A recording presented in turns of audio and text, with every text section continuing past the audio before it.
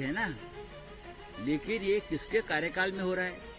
न खाऊंगा न खाने दूंगा कहने वाले नरेंद्र मोदी जी के समय में इस प्रकार से हमारी जुडिशियरी में एक जस्टिस ऑफ इंडिया ने एक 3 मेंबर कमेटी का गठन किया है और एक वीडियो भी अपलोड किया है, आपने देखा होगा। तो उसके ऊपर हम 2 दिन से बोल रहे हैं।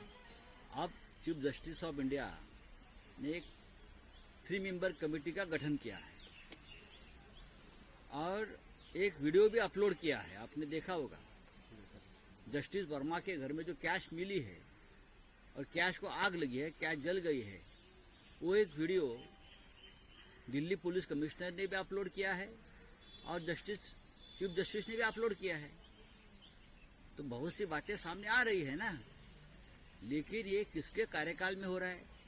न खाऊंगा न खाने दूंगा कहने वाले नरेंद्र मोदी जी के समय में इस प्रकार से हमारी जुडिशियरी में एक जज के घर में इस प्रकार से 15-15, 20-20 करोड़ मिल रहा है। लगता है कि एक दिन की कमाई है सब, लेकिन इस चीज को ऐसा बताया जा रहा है कुछ मात्रा में मिला है। ये मात्रा का जो आंकड़ा है वो बताया नहीं जा रहा। मात्रा मीन्स ऐसा है, ये मात्रा एक दिन की कमाई का है हाईकोर्ट जज के। ऐसे लोग बोल रहे दिल्ली में था। जो आंकड़ा आया है, जो मात्रा आई है 15 करोड़ कुछ नहीं दिल्ली में।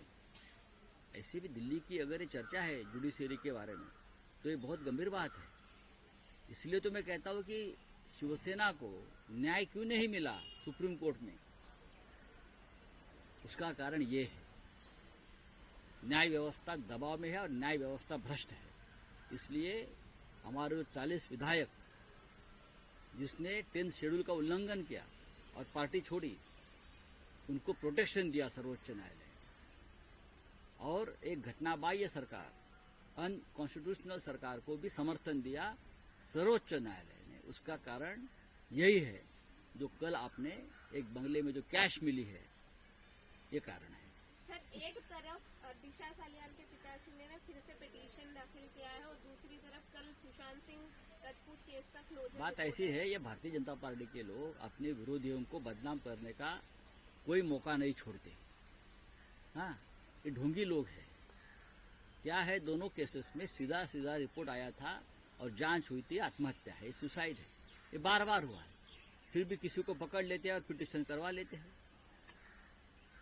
बात ऐसी है भाई, अगर भारतीय जनता पार्टी की नाड़ा खोलेंगे तो पूरे नंगे हो जाएंगे, लेकिन राजनीति में ये बात नहीं चलती।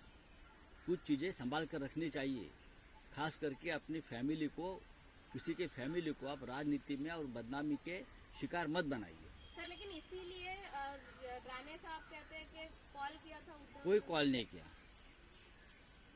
मैंने उद्धव ठाकरे जी से बात की, उद्धव जी ने कहा, इनकार किया, ऐसी कोई बातचीत हमारी नहीं हुई है। आप झूठ बोलने का भी एक मर्यादा होती है। ऐसा कोई कॉल नहीं हुआ है। जिसने कॉल लगाया था मिस्टर नार्वेकर, उसने भी कहा मैंने ऐसा कोई कॉल लगा के नहीं दिया है। सर, सामना में आपने कहा है, अडवाणी के बारे में कहा है, तैमूर के बारे में कहा है। नहीं, औरंगजेब की जो कब्र खोदना चाहते हैं, उखाड़ना चाहते हैं कि उनको वो मुगल आक्रांत है, उनका नामो निशान मिटाना चाहते हैं, तो तैमूर को कैसे ये लोग सहन कर रहे हैं? प्रधानमंत्री तो तैमूर का इंतजार कर रहे थे पीएम हाउस में। जब पूरा कपूर खानदान सैफ अली खान के साथ मिलने गया तो प्रधानमंत्री ने पूछा, तैमूर कहाँ है भाई? क्या तैमूर को आप दूध पिलाने वाले थे? हमने तो तैमूर के बारे में कुछ नहीं कहा, आपके पार्टी के लोगों ने विरोध किया था। तो तैमूर चलता है। जिस तरह से औरंगजेब ने अपने बाप को, शाहजहां को कैद किया था, उस तरह से आज अडवाणी भी कैद है, तो उनकी भी चिंता करिए। चलिए। गडकरी जी ने कहा कुछ नेता जो है वो जातीय राजनीति कर रहे हैं। नारायण राणे कहते हैं हम लिस्ट मांग रहे हैं उनसे। बात ऐसी है, गडकरी साहब एक सीधी राजनीति करने वाले नेता इस देश में, जो आता है मुंह में बोल देते हैं, तो जहर नहीं फैलाते। मैंने देखा है, गडकरी साहब की बात 100% सही है।